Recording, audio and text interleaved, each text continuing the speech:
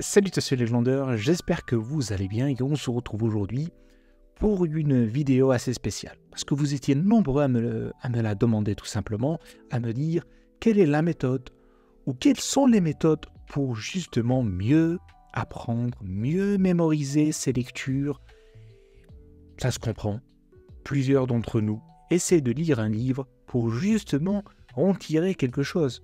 À quoi bon lire un livre si à la fin on n'arrive pas à comprendre ce que nous avons lu, à mémoriser ce que nous avons appris et surtout à stocker tout cela dans notre cerveau?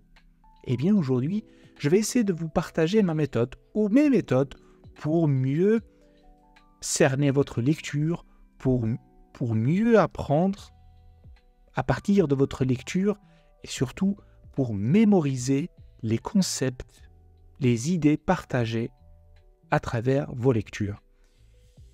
Il faut savoir que c'est un travail sur le long terme, c'est un travail assidu, c'est un travail de répétition qui va vous changer votre méthode de lecture même. Parce que, admettons que pour une lecture de 50 pages, vous passez 1 heure. Avec les méthodes que je vous propose, on peut passer pour une lecture de 50 pages à 1h30.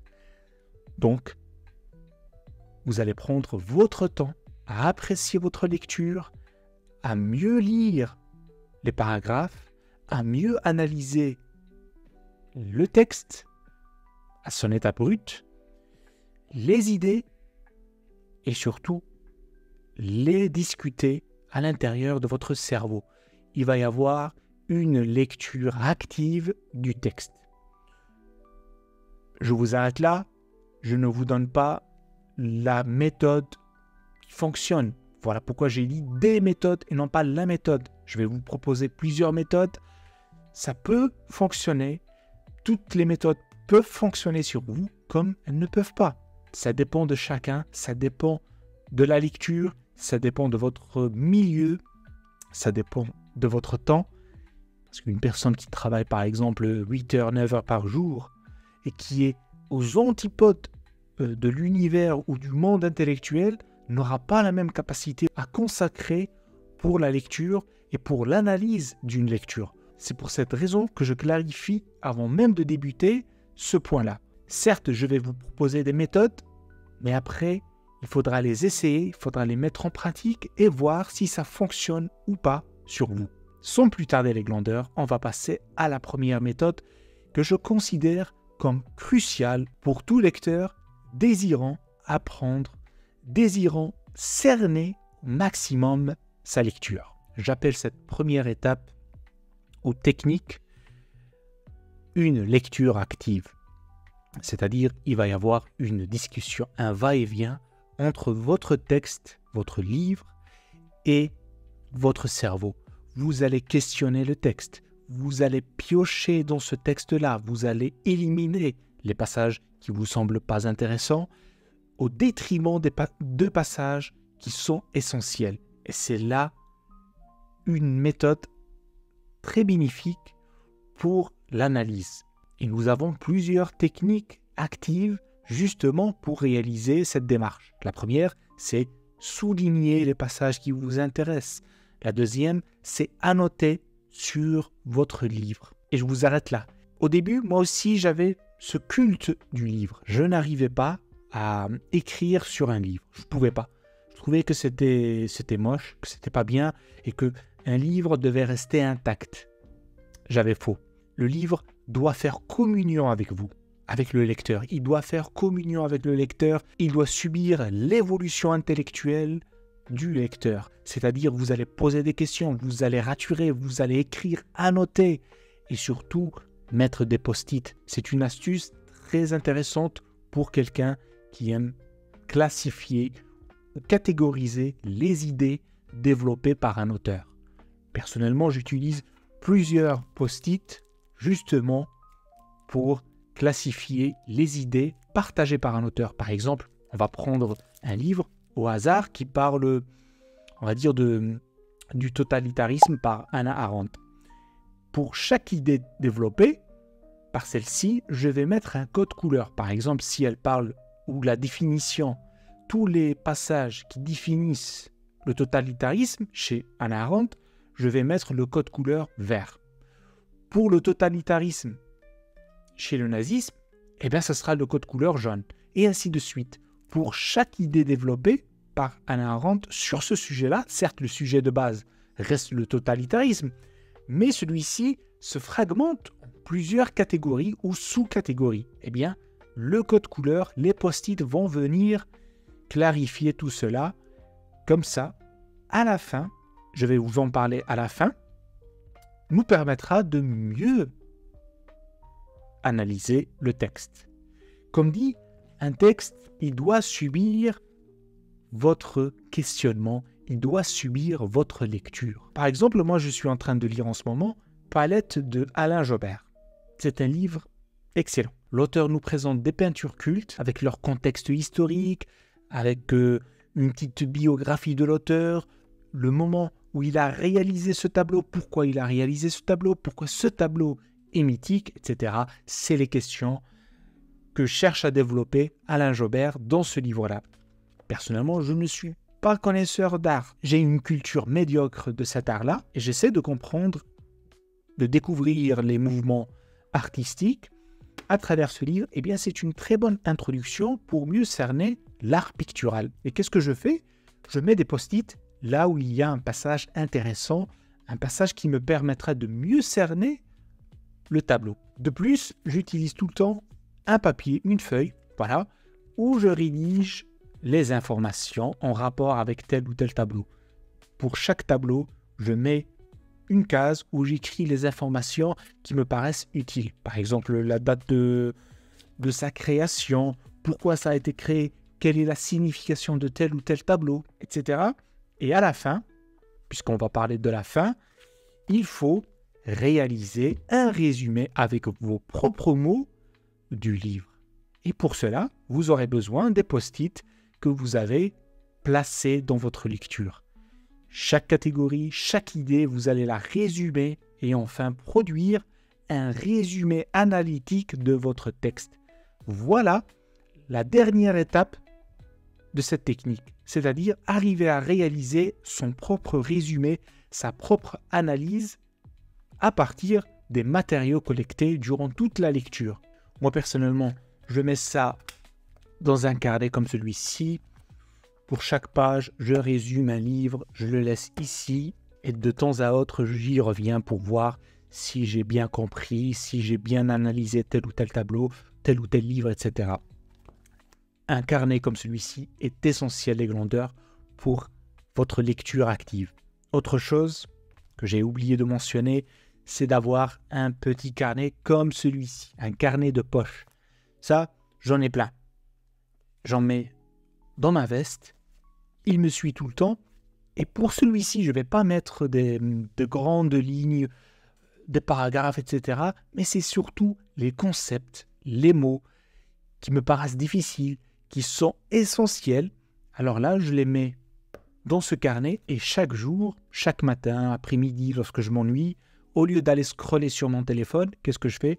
J'attrape ce carnet et je commence à réviser les termes, à réviser les concepts que j'ai vus à travers mes lectures, pour ainsi rafraîchir ma mémoire, réactiver mes connaissances. Donc les glandeurs, la première étape, c'est de résumer avec ses propres mots le texte que vous avez lu.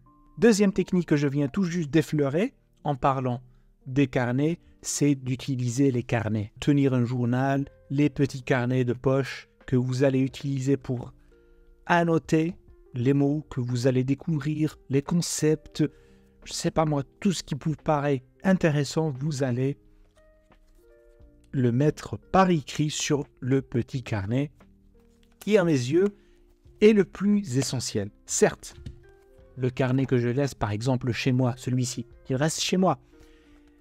Et c'est l'étape finale de mon travail de recherche. C'est d'écrire tout ce que j'ai appris sur ce carnet. C'est très bien. Comme ça, j'applique ma méthode de résumé, c'est-à-dire ça peut être une fiche de lecture, ça peut être une carte mentale, ou bien tout simplement un paragraphe, un résumé analyse à partir d'un paragraphe. Et je ne vais pas vous mentir, je préfère cette dernière option, c'est-à-dire rédiger un paragraphe logique avec les connecteurs. Il y a des idées développées, etc. C'est plus propre et plus facile. Bien sûr, c'est ma méthode. Qu'on soit bien clair, je préfère cette méthode. Il y a des gens qui adhèrent plus à la méthode des cartes mentales. Et je respecte ça. Il y a d'autres qui préfèrent les fiches de lecture. Donc ça dépendra de vous. Vraiment, ça dépendra de vous. Mais tenir des carnets est essentiel si vous voulez progresser. Si vous voulez vraiment amasser une culture, développer votre sens analytique. Il faut tenir des carnets. Il faut tenir un journal. Entre parenthèses, il y a la méthode, c'est-à-dire par ordinateur, par tablette, etc. C'est dangereux. C'est dangereux parce que nous avons tendance à nous éparpiller, à aller checker notre boîte mail, à aller regarder Facebook, etc.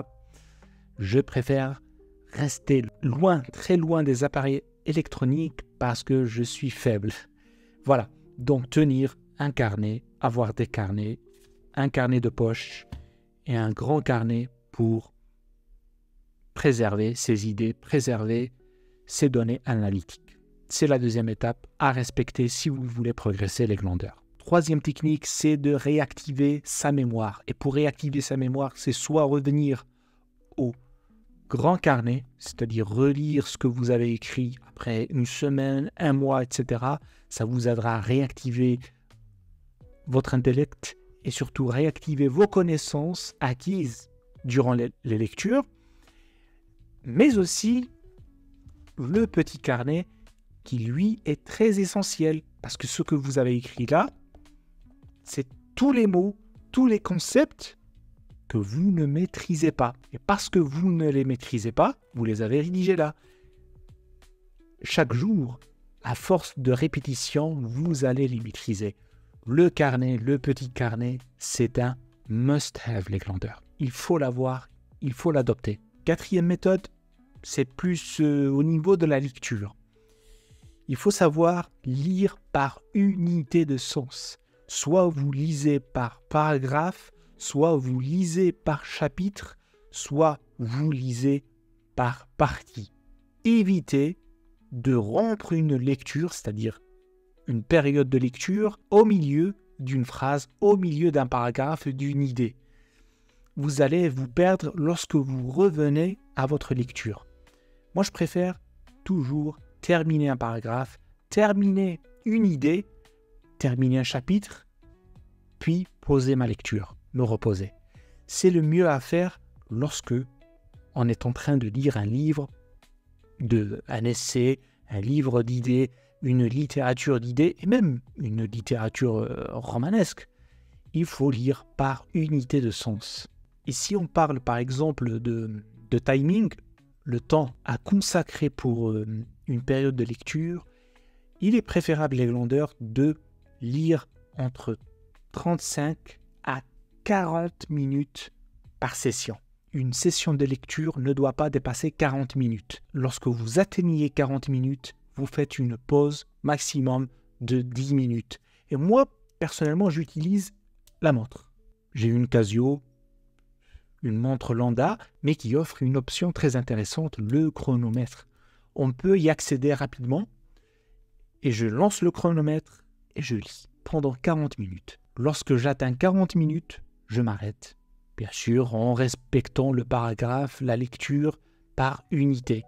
Je m'arrête, je prends une pause de 10 minutes et puis j'enchaîne. Et j'essaie personnellement d'atteindre entre 1 heure à 1h30 de lecture par jour.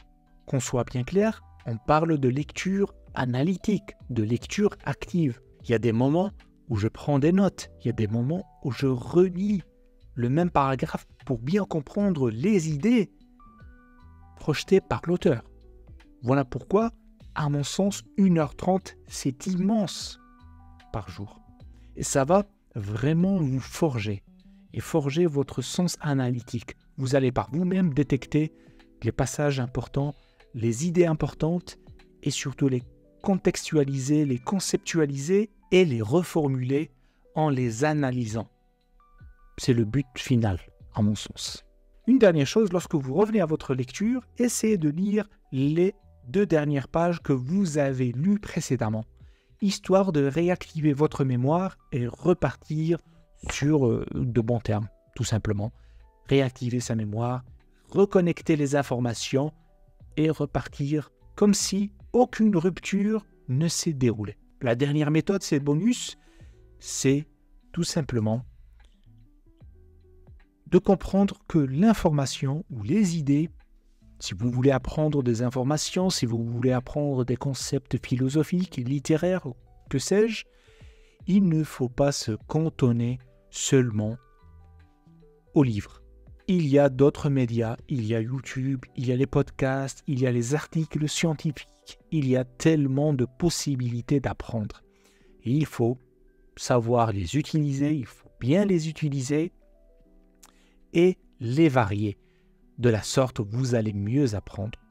Il y a des gens qui ont une mémoire, on va dire, auditive. Il y a d'autres qui ont une mémoire plus au niveau des images. Ils mémorisent plus vite les images que le son ou les cris. Voilà pourquoi il faut différencier les méthodes, différencier les médias pour voir laquelle de ces méthodes fonctionne.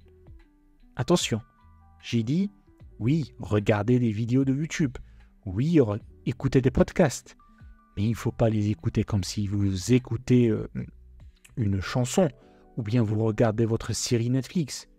C'est la même chose, c'est la même technique, c'est les mêmes premières étapes à adopter avec ce genre de format, c'est-à-dire un visionnage actif, une écoute active avec un stylo et du papier couché par écrit, les idées développées à travers ce média.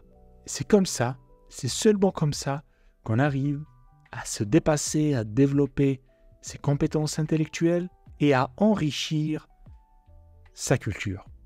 Voilà les glandeurs, j'espère que vous avez aimé ce format de vidéo. N'hésitez pas à me partager vos méthodes. Si vous avez d'autres méthodes, n'hésitez pas à les partager. Comme toujours, abonnez-vous, partagez et que la passion soit avec vous. À plus.